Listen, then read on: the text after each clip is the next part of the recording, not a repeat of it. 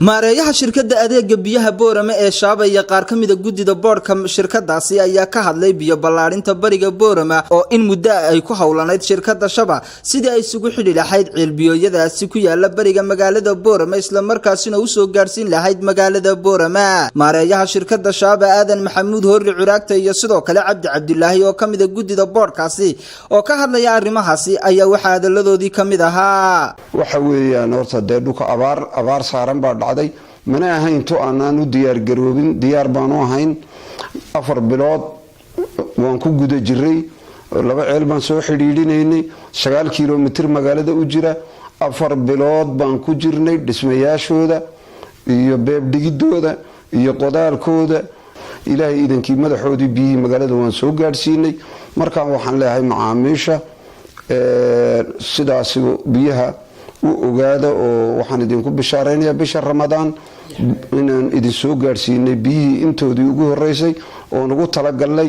inta mashruuca galbeedka oo taabagalayo inaan magaalada ku sugsiino ka ugu bishaareynayaa in biyaha galbeedkana la bilaabi doono bisha Juun ee soo socota sida aan xogtu tahay beebdigideedii waxaan kaloo macaamiisha dadweynaha reer Boorama u sheegayaa oo ku wargelinayaa in ay biyaha warshadaha jaajuurada dhismayaasha lagu waraabinayo ama lagu dhisayo ay noqdaan biyahan balayada iyo ceel gacmeedada ee dadku cabitaanka ay u tashiilaan biyaha dadku cabayaan dadaalkii ay ku jirtay sida maareeyuhuba uu ka dhawaajay laba ceel oo degdega oo bariga ayaan ku soo xidhnay magaalada taas oo kulkii hore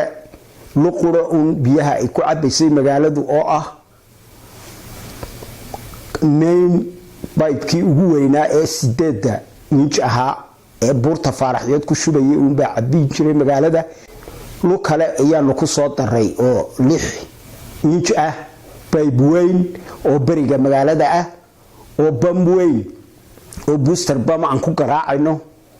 soo garaaco si ay u gaadho dhulka sare ee bariga magaalada iyo koonfurta ilaa dhigtii